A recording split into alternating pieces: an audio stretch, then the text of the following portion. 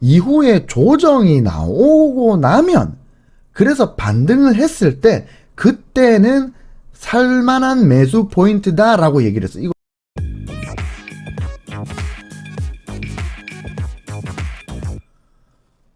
반갑습니다. 2023년 2월 22일 기관의 눈.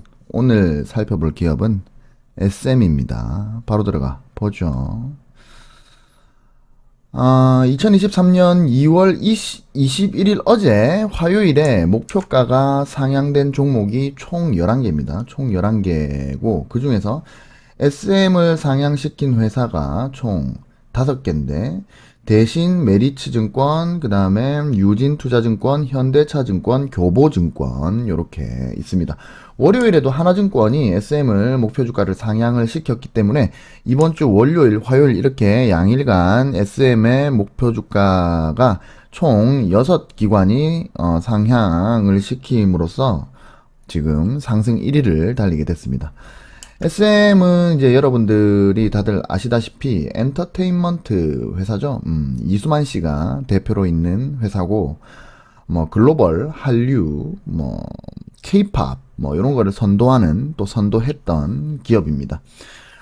개인적으로 저는 그 소녀시대의 유리하고 티파니를 여튼은 2023년 2월 21일 기준으로, 그러니까 이수만 씨가 18.45%의 지분을 가지고 있고, 그 다음에 국민연금공단이 8.96%를 가지고 있는 회사입니다. 시총이 이게 3조 가까이 되는 회사예요. 그리고 코스닥 8위 회사인데, 그에 비해서 배당 수익률이 아주 개차반인 그런 회사입니다. 보통은 이 정도 되면 배당을 하거든요, 주주들한테. 근데 배당 수익률이 정말 개차반입니다. 주당 200원인가 주던가, 뭐, 그것도 원래 계속 안 주다가, 2022년, 2021년 이렇게 주던가. 여튼 그런 회사입니다. 뭐, 일단은 개인적으로 제가 이 회사에 소속된 이 소녀시대의 유리하고 티파니를 좋아하긴 하는데, 뭐, 기업 자체를 좋아하진 않습니다.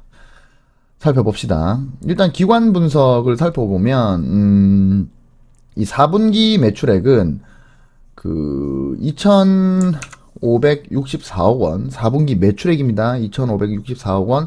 그리고 이제 18점 전년 동기 대비 18.2% 성장을 했고, 영업이익은 252억이 나왔는데, 그럼 거의 10분의 1이죠. 10분의 1 정도 나왔는데, 제가 10분의 1을 강조하는 이유가 있습니다. 전년 동기 대비 70.3%를 이제 상승을 시키면서 컨센서스를 크게 상회했습니다. 뭐, 이제 기관의 이유로는 음반 매출 감소에도 불구하고 음원 매출의 호조로 이 음반 매출 감소분을 상쇄시켰다. 그리고 글로벌 투어 확대를 통해서 이 응원봉 포함 MD 매출이 큰 폭으로 증가했다라고 판단하는데, 특히 이 MD 매출이 대단합니다. 이제 국내에서는 이미 막 저물었거나 아니면은 막 크게 히트를 하지 않은 아이돌들이라도 뭐 동남아, 중동 막 이런 데 해외로 가면 막 날아다니는 그룹들이 많아요. 그래서 글로벌 투어를 하게 되면은 이제 우리나라에서는 그렇게 그닥 이제 완전 저물어버린, 예를 들면은 뭐 슈퍼주니어라고 칩시다. 뭐 슈즈가 있으면 슈퍼주니어가 우리나라에서는 뭐 그렇게 다들 잘 나가지 않죠. 근데 얘들이 이거 어디라더라? 뭐 하여튼 동남아의 어느 국가인데 거기 가면 뭐 신처럼 떠받들면서 막 거기 한번 콘서트를 한번 열면은 막 장난이 아니랍니다. 막 그래서 이 SM에서 한물간 아이돌들, 한물같다라고 표현할 수 있는 아이돌들도 해외로 나가면은 매출로 엄청나게 올리고 있기 때문에, 근데 거기서 파생되는 MD 상품들의 매출이 어마무시하다. MD 상품은 뭐 굿즈라고 보시면 됩니다. 예를 들어서 NCT다 그러면 NCT의 뭐 캐릭터가 뭐 새겨져 있는 뭐 잠옷이라든지 뭐 이런 걸로 판매를 막 하는 거예요. 막 응원봉 이런 것도 다 포함이 되는 거죠. 뭐 응원 도구들부터 시작해가지고 뭐 베개, 잠옷, 컵, 유리, 옷 전부 다 이게 MD 매출로 다 잡히는 겁니다.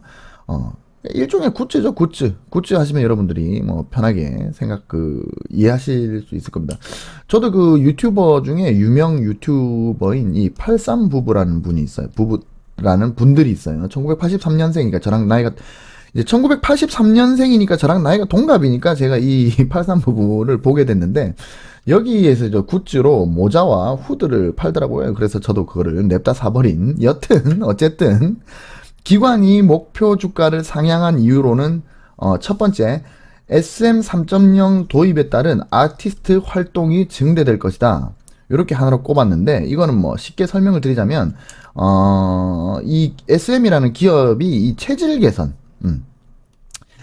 개선이 된다, 뭐 이런 얘기를 하는 겁니다. 그리고 두 번째로는 라이크 기획향 인쇄가 제거된다. 원래 있었던 라이크 기획으로 가던 인쇄가 제거가 된다. 라고 이거를 이제 두 번째로 라이크 기획을 이제 짚었는데, 이게 전부 다 뭐 쉽게 말하면 SM은, 그러니까 요 두 개의 뭐라 그래야 되지? 이 두 개가 말하는 게 뭐냐면, 쉽게 말해서 이수만이 SM에서 사라지면 기업이 성장한다. 주가가 올라간다. SM에서 이수만이 없어지면은 기업이 성장한다. 이번에 이수만이 없어지게 될 거니까 목표 주가가 상향된다. 이 말입니다. 이게 예전부터 이게 말이 많았는데, 결론부터 말씀드리자면, 원래 이 SM은 이수만의 회사가 아닙니다. 그러니까, 예전에 초창기에 SM을 이수만이 만들었고, 그때는 이수만의 회사였지. 하지만, 주식회사가 됐잖아요. 그러니까, 법인이 됐다고, 법인. 상장하기 전에도 법인을 먼저 만들었단 말이에요. 왜 법인을 만들겠습니까? 법인세가 싸니까. 종소세 내는 것보다 법인세 내는 게 싸잖아요. 그러니까 법인을 만드는 거지.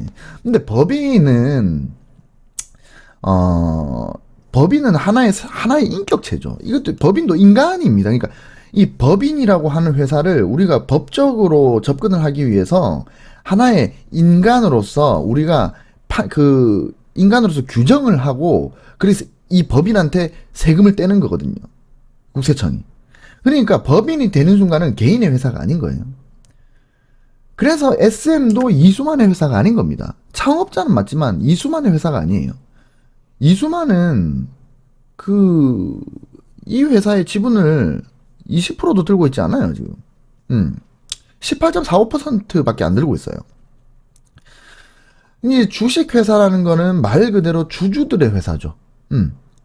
그리고 이수만은 그 회사 지분의 18.45%밖에 들고 있지 않기 때문에 그냥 이 정도의 18.45%의 영향력을 행사를 해야 되는 대주주일 뿐인 겁니다.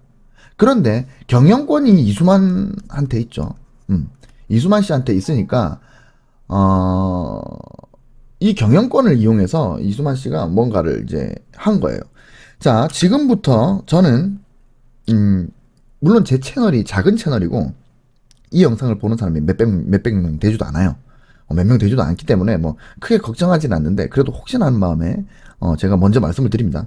지금부터 제가 말씀드리는 내용은 어떤 특정 인물을 공격하기 위한, 비난하기 위한 내용이 아닙니다. 그리고 지금부터 말씀드리는 모든 내용은 전부 다 언론이나 기관을 통해서 이미 공개가 된 그런 내용들이고 자료들입니다. 그렇기 때문에 저는 지금 제가 하게 될, 앞으로 지금부터 말하게 될 거에 대해서, 저의 생각이 아니라, 언론과 기관의 생각이고, 저는 여기에, 그 생각이 맞다라고 생각만 하는 거예요. 그러니까 저는 어떤 개인에 대한, 공격도 하지 않는 것이고, 그저 언론과 기관에서 나왔던, 발표됐던, 그리고 확정되었던 어떤 대법원 판결문까지 그런 거를 저는 신뢰를 제가 한다. 그래서 그게 맞다라고 판단을 한다. 그거를 통해서 여러분들께 제가 알고 있는 어떤 요런 지식을 공유를 해드리고 싶다. 왜? 기관이 이번에 SM의 목표 주가를 상향시켰기 때문에 많은 기관들이 그렇기 때문에 제가 그렇게 먼저 밑밥을 좀 깔고 갑시다.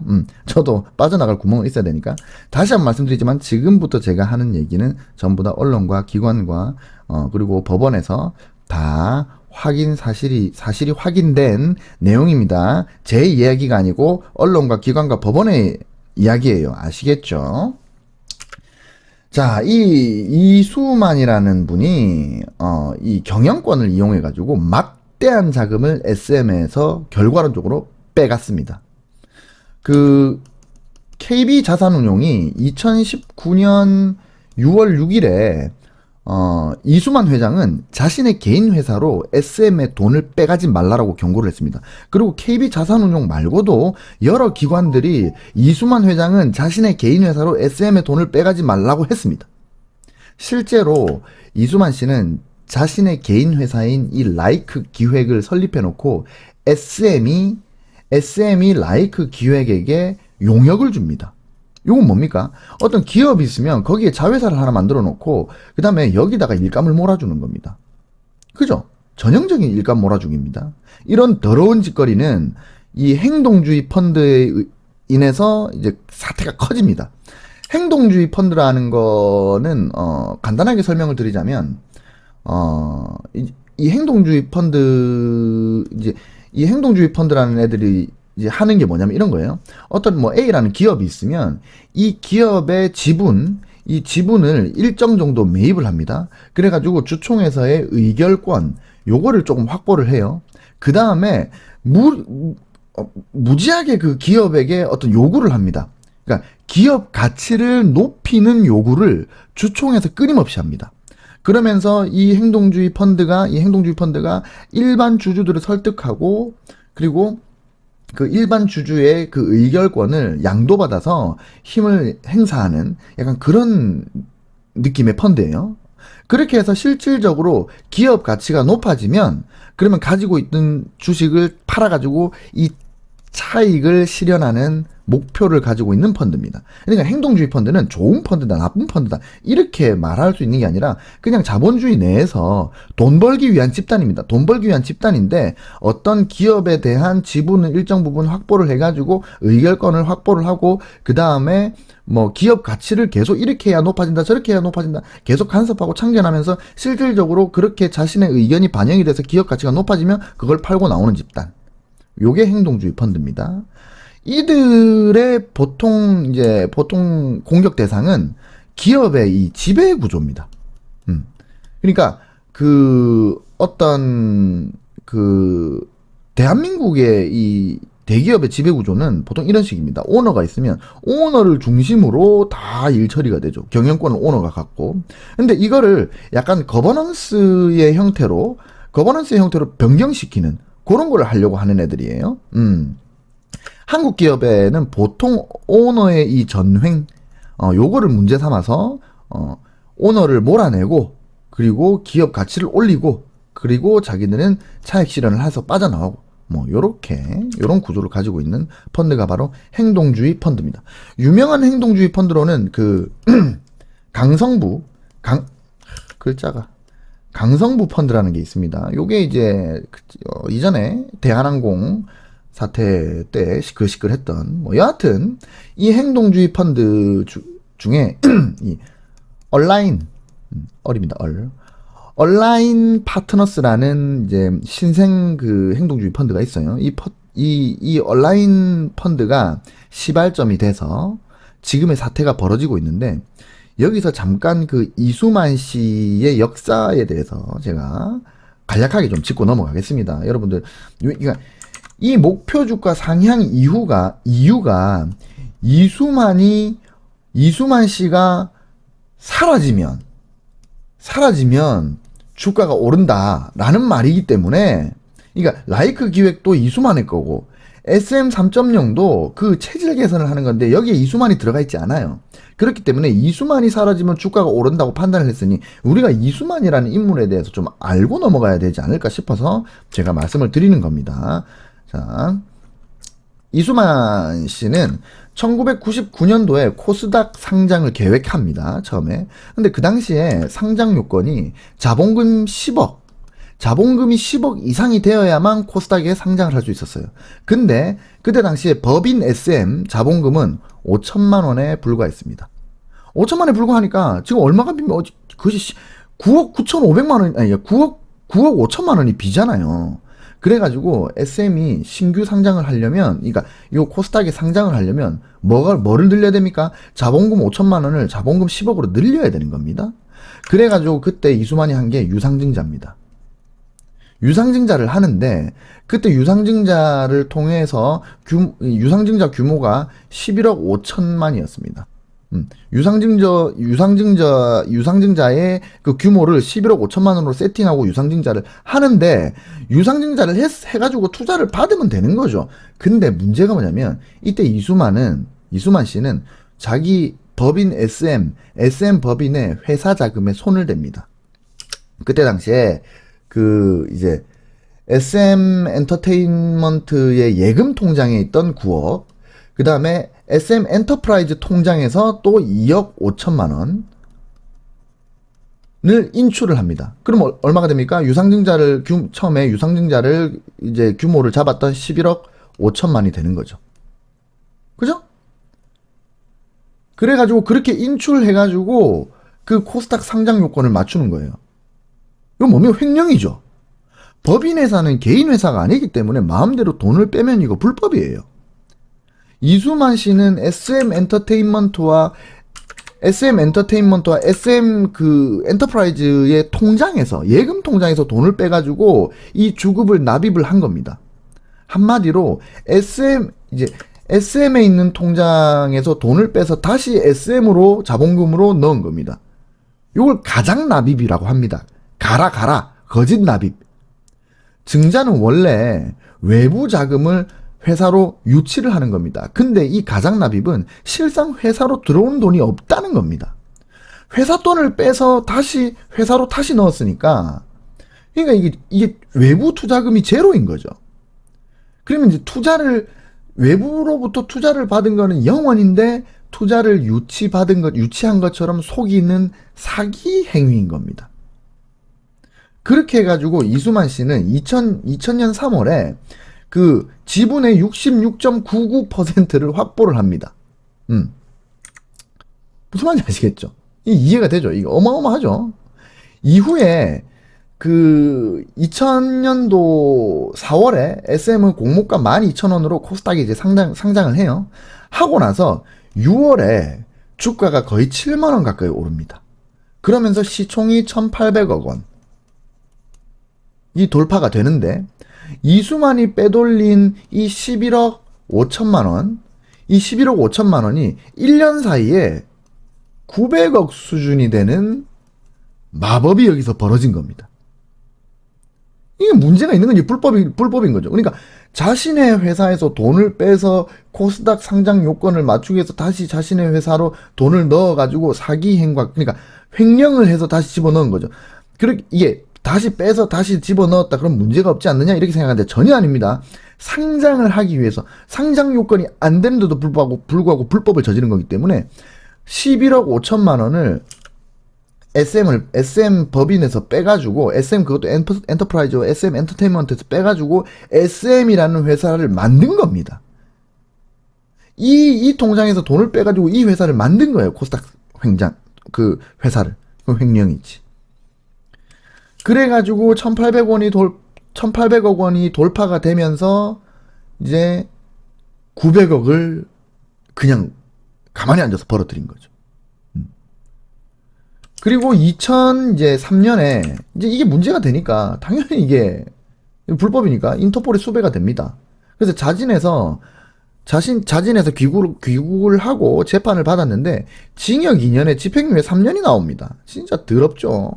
아니 900억을 해먹었는데 징역 2년에 거기다 집행유예 3년입니다.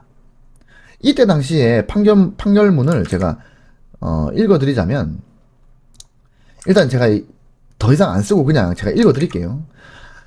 그때 당시에 판결문이 이렇습니다. 이수만은 회사 자금 11억 5천만 원을 횡령해서 주식 인수대금으로 사용했다. 실질적인 자본의 증거 없이 죽음의 납입을 가장하고 법인의 자본이 증가된 것처럼 불실의 사실을 기재했다. 죄질이 중해서, 죄질이 중한데 왜 2년에 3년을 주는데, 여튼간에 죄질이 중해서 그에 상응하는 처벌이 불가피하다라고 판결문이 나왔습니다. 근데 판결문의 내용은 어마무시한데 결국 징역 2년에 집행유예 3년이죠. 이게 대한민국의 현실입니다. 유전 무죄, 무전 유죄. 이게 그렇습니다. 여튼 거기다가 이수만 씨는 그 자기 아버지 그리고 어머니 명의로 이제 이제 자신은 66.99%를 확보를 하고, 그 다음 자신의 아버지, 자신의 어머니도 3%인가 4%, 하여튼 4, 5% 선에서 또 주식을 또 확보를 합니다. 아버지 명의, 어머니 명의로. 그래 놓고, 자기 아버지, 어머니 명의로 가지고 있는 주식에 이수만 씨 자신의 주식까지 얹어가지고 시장에 일부 던져버립니다. 그러면서 수익 실현을 해버려요. 그러니까 11억 가지고 이제 900억을 번 뒤에 차익 실현을 하는 거지. 아니, 기업의 오너가 대량의 주식을 시장에 던지면 이건 뭐 그렇게 해가지고 이런 행위로 2005년에 이 6월에만 무려 159억을 또 법니다. 900억을 벌었는데 또 159억을 또 벌어요. 그리고 이 외에도 이 포엠이라고 하는 자신이 소유한 매니지먼트 회사가 있어요. 이 매니지먼트 회사를 이 SM이 인수를 하게 합니다. 그러니까 자기가 SM의 경영자니까 이 자신이 개인으로 가지고 있던 포엠이라는 회사를 SM이 삽니다. 사게 하고 신주 87만 주를 받습니다. 그러면서 아까 그 자신의 아버지와 어머니와 자신의 지분을 판 거 있잖아요. 이거를 다시 채워 넣습니다. 자신은. 그러니까 자신이 판 거를 다시 포엠이라는 회사를 SM에 인수를 시키면서 다시 87만 주의 신주를 받아가지고 자신의 주식을 또 늘립니다. 그래 놓고 2005년에 다시 31만 주를 또 팝니다. 그러면서 이익을 챙기고 다음 달에 바로 100% 무상증자를 하면서 또 주식 수를 늘리고 11월에 80만 주를 장외에다가 또 팝니다. 아니, 무슨 기업의 오너가 돈만 차익 실현에, 그러니까 아니, 회사의 오너가 주식시장에 자신의 주식을 던지면은 당연히 시장에서는 하락으로 이게 나오지 않겠습만 자신의 회사가 가치가 올라가는 건 상관이 없어요. 그냥 자신은 주식을 던져가지고 차익 실현하고 또 80만 주를 장외에 매도하면서 또 106억을 또 벌어요. 그 다음에 2개월 뒤에 또 주주 배정 유상증자를 또 해가지고 67만 주를 또 배정받습니다. 그러니까 배정을 받아가지고 그 주식을 또 대량으로 시장에 던지고 그럼 또 주식이 작아지니까 경영권이 또 뭐 문제가 생길 수 있으니까 또 유상증자, 무상증자 하여튼 별의별 방법을 포엠을 자신의 회사에 SM에다가 인수를 시키고 별의별 방법을 다 해가지고 다시 주식수를 늘리고 이러면서 자신의 지분을 늘려가고 팔고 늘려가고 팔고 이 짓거리를 계속하고 있는 겁니다. 장난 아니죠. 그러면서 항상 고점에서 털고 저점에서 다시 삽니다. 이거는 유상증자의 계획을 알고 있기에 가능한 일인 겁니다. 한마디로 SM은 여러분들이 아는 우리가 정말 SM이 얼마나 대단한 가수들이 많습니까? 정말 열심히 하는 가수들 많잖아요. 예전에 제가 개인적으로 좋아했던 소녀시대의 유리하고 티파니, 다른, 동방신기, 슈퍼주니어, NCT, 에스파도 제가 좋아합니다. 에스파 윈터가, 맞죠, 윈터. 너무, 하여튼, 그게 중요한 게 아니고, SM의 연예인들이 그렇게 열심히 일해서 돈 벌면, 이수만은 자기 사적 이익만 계속 챙기고 있었던 겁니다. SM은 이수만의 화수분인 겁니다. 팔아도 다시 채워지고 팔아도 다시 채워지는. 2012년에 또 40만 주를 처분합니다. 그러면서 또 177억 원을 또 벌었습니다. 그러고 나서 1개월 뒤에 또 유상증자를 합니다. 무상증자도 합니다. 그렇게 해서 지분을 팔고 지분이 없어지니까 다시 또 사고 또 지분을 팔고 다시 사고, 그러니까 사는 게 아니라 다시 증자를 하고 사고 증자를 하고 사고 증자를 하고 계속 이걸 반복합니다. 이 짓거리를. 미친 거지 진짜. 이거는 미쳤다고 봐야지. 라고 저는 생각하는 겁니다. 법적으로 문제되지 않게. 이건 제 생각인 거예요. 그 이수만 씨를 비난하거나 뭐 이렇게 뭐 공격하려는 의도는 없습니다. 뭐 어차피 제 채널을 누가 몇 명 안 볼 거긴 하지만 그래도 저를 싫어하는 사람들이 이수만 SM에 또 뭐 꼰질러 가지고 뭐 그렇게 이수만 씨에게 또 꼰질러서 저에게 뭔가 피해를 줄 수 있으니까 지금까지 한 얘기는 모두 언론과 기관에서 나온 얘기고 사실이 확인된 얘기라고 저는 믿고 있는 겁니다. 그리고 요거는 망고 제 생각이다라고 제가 말씀을 드리면서 계속 이어나가겠습니다. 자, 그리고 마지막으로 자신의 지분 14.5%를 4,228억 원에 하이브에 넘깁니다. 하이브에게 눈에 흙이 들어가도 팔지 않겠다고 했었습니다. 이수만 씨가. 근데 눈에 흙이 들어갔나 봐요. 이 이수만이라는 인간은 처음에 11억 5천만 원을 횡령을 해서 이걸로 토탈 4,500억의 이익을 챙겼습니다. 이 짓거리를 계속하면서. 이거는 그대로 SM의 회사의 손실이 되는 겁니다. 그러니까 이수만 씨는 회사에 계속 손실을 끼치는 존재였다. 아시겠죠? 다음 장 봅시다. 내가 말할 내용이 너무 많아가지고 2장입니다. 2장. 자, 앞장에서 말씀드렸던 이 라이크 기획, 이건 또 뭐냐? 이수만이 처음에 이 SM을 코스닥에 상장을 할 때 이 SM 엔터테인먼트 요것만 시장에 공개를 했습니다. 그리고 또 다른 회사가 있었어요. SM 이 엔터프라이즈, 그 다음에 라이크 기획, 요 두 회사는 관계사로 놔뒀습니다. 그때 SM이 그 증권거래소에 그 제출한 기업 소개서를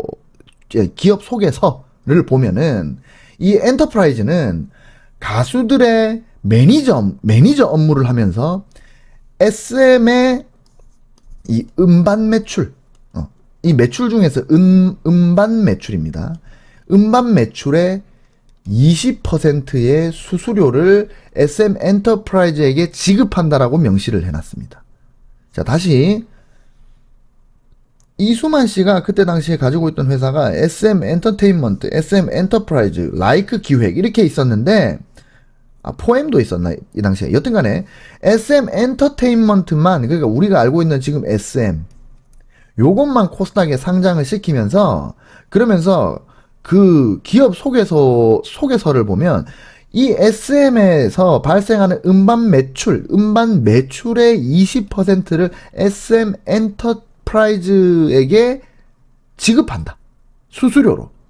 명목은 이 가수들의 매니저 업무를 한다는 겁니다. 그리고 이 문제의 라이크 기획은 소속 가수들의 음악 자문입니다. 자문 및 프로듀싱을 근데 프로듀싱을 담당을 한다고 했는데 이건 명목이고 그냥 음악 자문을 하는 걸로 인해서 이 음반 매출의 15%를 수수료로 지급한다고 명시를 합니다. 그러니까 SM이 돈을 벌면 그 돈을 번 것 중에 음반 매출, 그때는 1999년이었잖아요. 1999년. 이때는 음원이라는 게 뭐 그렇게 1999년도면은 제가 96년도 중1, 중2, 중3, 중1, 중2, 중3. 제가 중3 때니까 1999년도에는 그때는 아직도 막 그 CD 듣던 그 시절이거든요. 그러니까 음반 매출이 엄청나던 시절이지. 그러니까 음반 매출이 엄청난 시절이 맞네. 그러니까 음반 매출의 20%, 15%를 SM 엔터프라이즈하고 라이크 기획이 떼간다는 겁니다. 근데 여기서 중요한 게 뭐냐면 영업이익이 아니라 매출을 가져가겠다는 겁니다. 매출을. 여러분들 아까 제가 처음에 그 SM의 영업이익이 매출의 10분의 1이라고 그랬죠. 그러니까 매출에서, 그러니까 이게 어마어마한 건데, 매출에서 모든 지출을 빼고 나면 이제 영업이익이 남는 거죠. 순수하게 버는 돈. 그러면 SM이 순수하게 번 돈에서 가져가야 될 거 아닙니까? 근데 매출에서 떼간다니 이게 말이 됩니까? 그러니까 영업이익을 15%, 20%를 가져가는 게 아니라 매출의 15%를 가져가는 거예요. 음반 매출에.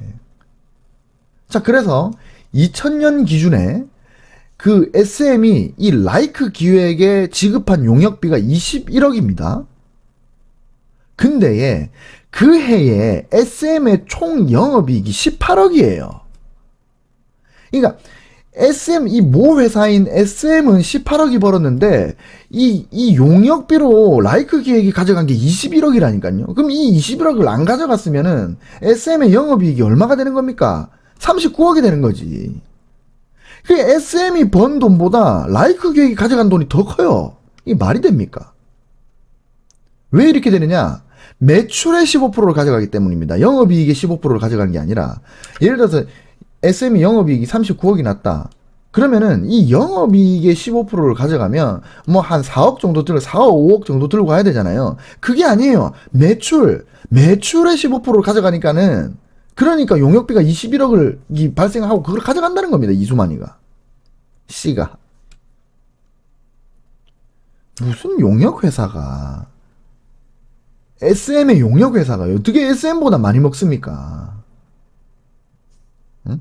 영업이익은 매출에서 모든 지출, 뭐 판공비 전부 다 등등 뺀 건데, 매출에서 우선적으로 15% 라이크 기획을 가져가 버리니까 SM 엔터테인먼트가 이 거지 같은 회사가 돼버린 겁니다. 이수만이 이렇게 가져간 돈이 총 1741억 원입니다. 토탈. 더 웃긴 게 뭔지 아십니까? 지금으로부터 향후 70년간 계속 이렇게 가져가게 해놨다는 겁니다. 정관을 이렇게 해놨다는 거예요. 이수만은 지금으로부터 앞으로 향후 70년간 더 이렇게 가져갈 수 있다는 겁니다. SM의 매출의 15%를, 음반 매출의 15%를 라이크 기획이 계속 가져가게 돼 있다는 거예요. 그럼 라이크 기획의 명분은 뭐냐? 이수만에 따르면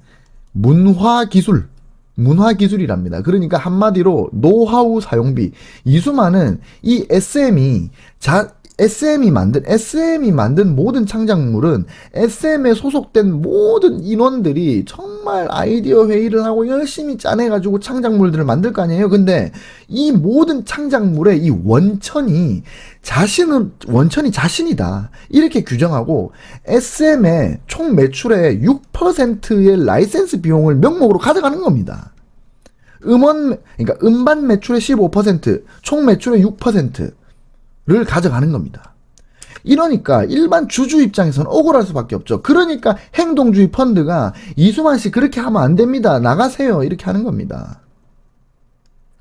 여튼 말이 너무 길어지니까 이쯤에 두고, 이번에 이수만이 지분을 넘기게 되면 SM이 이 썩어 문드러진 상태에서 다시 정상 상태로 돌아올 거라고 기관들이 이제 이야기를 하고 있는 겁니다. 지금. 아시겠죠? 자, 여기까지 전부 다 다시 한번 말씀드리지만 저는 법적 책임을 지지 않기 위해서 여기까지 전부 다 제 생각입니다. 제가 기관과 언론, 그 다음에 법원 판결문을 보고 제가 파악한 제 생각입니다. 저의 생각이니까 문제 삼지 말아주시기 바랍니다. 근데 저는 이게 맞다고 확신합니다.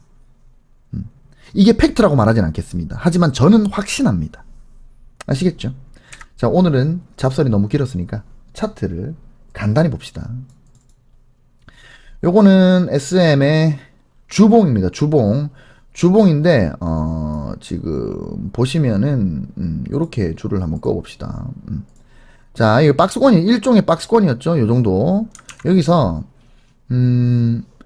뭐 한번 요렇게 뭐 트랩으로 넘어갔지만 그 이외에는 전부 다 뭐 그 언저리를 넘어서지 못하고 다 저항을 받았는데, 그거를 돌파를 2001년에서 2011년에서 2022년 넘어갈 때 돌파를 하고 나서 거기서 지지를 받고 있으면서 여기서 뭐가 나왔습니까? 수렴이 나왔고, 수렴을 돌파하면서 자, 삼각 수렴, 뭐, 요렇게 끌까요? 요게 이제 다이아몬드 패턴이네. 다이아몬드 패턴인데, 여튼간에, 요렇게 수렴점을 하고, 이 수렴을 돌파한 이후에 수렴 상단을 밟고 지금 뛰고 있는 모습이죠. 이게 주봉입니다. 그러니까, 어마어마한 횡보를 끝내고 대형 상승 파동이 시작을 해서 상승 M 파동이 지금 계속 지속되고 있는 상태다라고 보실 수가 있습니다. 주봉에 대한 채널을 한번 꺼봅시다. 평행 채널을 한번 꺼볼게요. 자, 뭐, 요 정도 하면 되겠습니까? 요렇게 하면은, 보시면은 지금 요거에 대한 신뢰도는 뭐 잘 모르겠습니다. 뭐 약간 이렇게 넘어가는 것도 있고, 뭐 지지를 받는 내용도 있고, 약간 넘어가는 내용도 있고, 지지를 받는 내용도 있지만, 여하튼 간에 여기에 저점에 2포인트를 찍어서 하단선을 찍으니까, 세 번째에 하단 포인트가 나왔죠? 그러면은 3개의 하단 포인트가 있기 때문에 어느 정도 신뢰를 할 수 있다고 생각을 하고, 그 다음에 고점, 여기서도 요 상단에서 지금 저항이 계속 나왔기 때문에 이 채널이 맞다라고 가정을 하고 지금은 중단을 급등으로 중단을 돌파한 모습입니다. 그죠? 그러면서 여기가 또 어떤 자리냐? 자, 요렇게 이전에 저항을 받았던 거를 돌파를 한 모습입니다. 아시겠죠? 이것도 제가 줄을 하나 그어 놓겠습니다. 자, 가로줄을 한 요쯤에 제가 한번 그어 볼게요. 요 정도에 자 그어 놓겠습니다. 자, 그러니까 주봉을 보시면은 대형 이 저항을 뚫었고 그리고 그 뚫은 거를 지지를 받아서 상승을 했고 결과적으로 그리고 이렇게 짧게 봤을 때도 짧게 상승 파동을 봤을 때도 자 어느 저항점을 뚫었습니다. 그 상태가 되는 거예요. 그러니까 이 패턴은 뭡니까? 이거는 뭐 지금 요 상태로 보면은 뭐 수렴의 형태로 볼 수도 있고 아니면은 렉탱글 패턴으로 볼 수도 있고 여하튼 간에 응축이죠. 응축을 끝내고 폭발을 했다. 이렇게 보시면 됩니다. 주봉은 그렇게 보시면 되고 어마어마하게 지금 올라가고 있죠. 자, 일봉을 볼게요.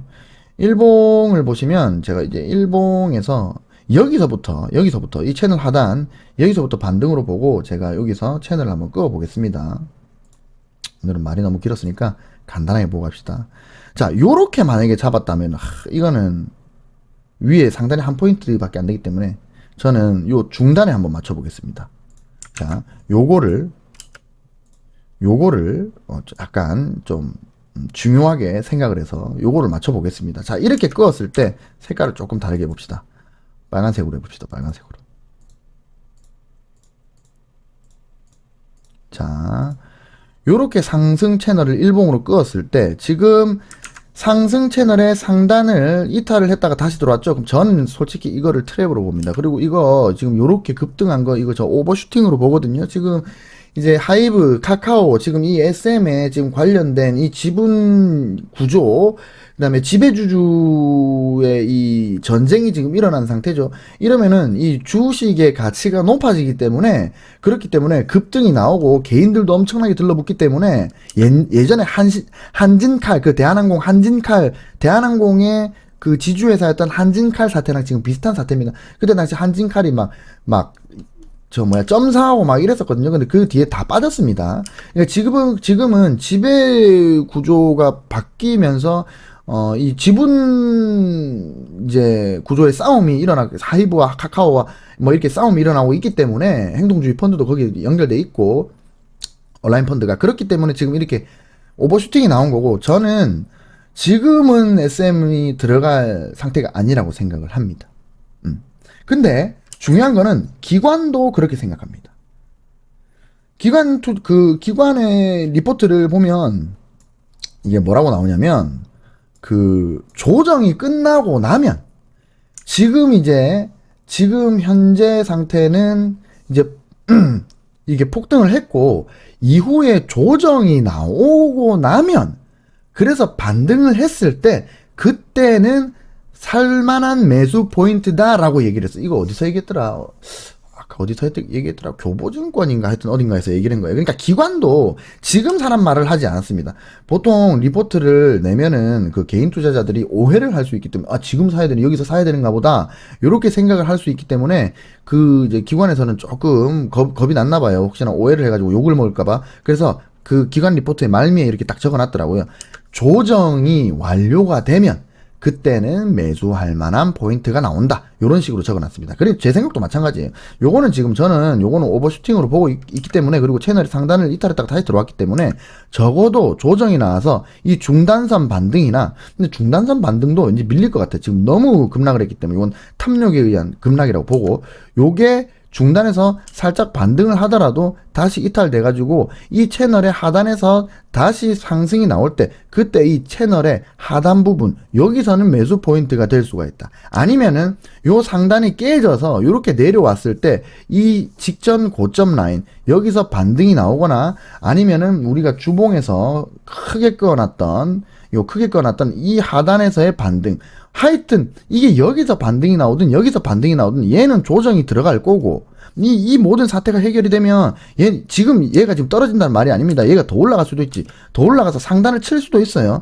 하지만 지금 여기가 고점인지 여기가 고점일지 여기가 고점일지 여기가 고점일지 모르는 거니까 일단 SM은 주시만 하고 계시고 그 관심 목록에 넣어만 놓으시고 얘가 나중에 조정이 나와서 고점이 낮아지는 형태가 되면 그게 어떤 채널이든 하락 채널이든 뭐 아니면은 여기 옆으로 횡보를 하든 렉탱글이든 삼각수렴이든 뭐든 간에 조정이 나온 이후에 어떤 의미가 있는 곳에서 반등을 한다면 그때가 매수 포인트다. 이 얘기를 하는 겁니다.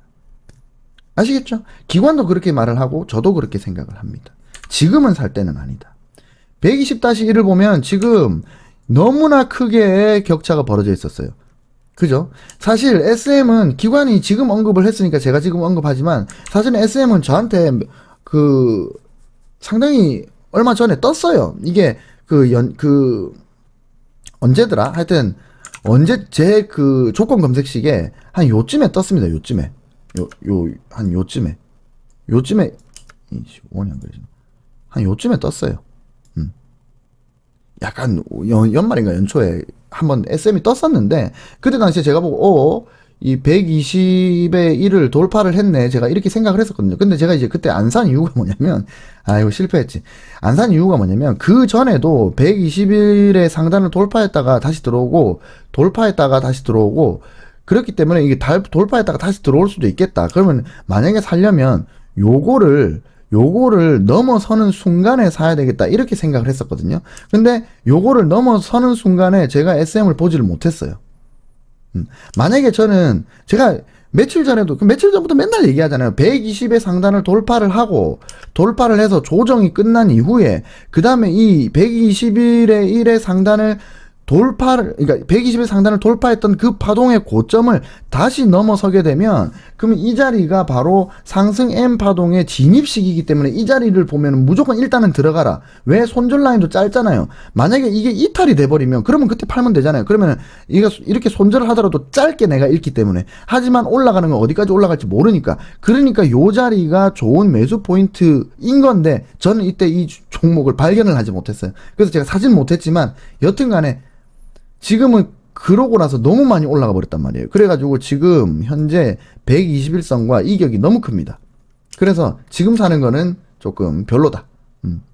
라고 말씀을 드리고, 241선과도 상당히 지금 괴리가, 이격도가 엄청나게 지금 벌어져 있기 때문에 얘가 나중에 횡보를 해서 조정을 받든 하락을 해서 조정을 받든 241선과 그 다음에 121선이 뭐 어느 정도 붙었을 때 그때 반등을 받는다면 그때의 매수를 들어가는 게 좀 현명하겠다. 저는 이렇게 말씀을 드리겠습니다.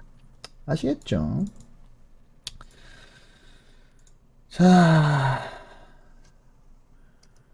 이렇게 해서 오늘은 SM을 한번 살펴봤습니다. 개인적으로 저는 주식을 하는 사람으로서, 물론 제가 캐피탈리즘이 만능이라고 생각하는 사람은 아닙니다. 그럼에도 불구하고 저는 이 아름다워야 할 이 시장을 교란하는 인간들은 저는 참지를 못합니다.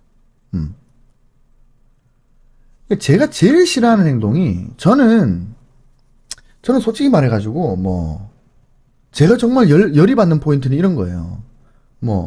누가 누구를 폭행을 했다더라, 어떤 정치인이 뇌물을 받았다, 저는 이런 거 크게 화 안 납니다.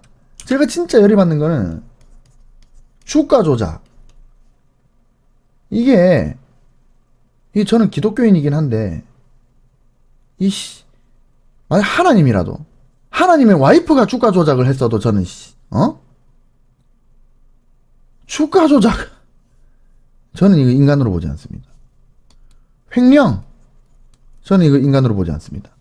배임. 이것도 인간으로 보지 않습니다. 이딴 짓거리를 하는 인간들은 완전히 그냥 삐리삐리 이런 XXXXXX라고 생각을 하다 보니까 제가 오늘 좀 흥분을 좀 했습니다. 특히 이 주가 조작. 횡령이나 배임은 내가 좀 이해를 하겠어. 횡령이나 배임은 회사 입장에서 뭐 주가 조작은요. 이거는 진짜 이거는 주가 조작은 이거는 진짜 이 통정 매매 이런 거는 이거는 진짜 개인 투자자들 진짜 이 간쓸게 다 빼먹는 짓거리거든요. 개인 투자자들 이 주가 조작에 한번 당하면요. 그냥 자살하는 겁니다. 한강에서 찌내리는 거예요. 다 깡통 차는 겁니다. 여러분들이 작전주에 걸리는 게 얼마나 많습니까? 설거지 당하는 거. 문자 오시죠, 문자. 문자에서 뭐 무슨 주가가 뭐 상승을 하고 무슨 주가가 상승하고.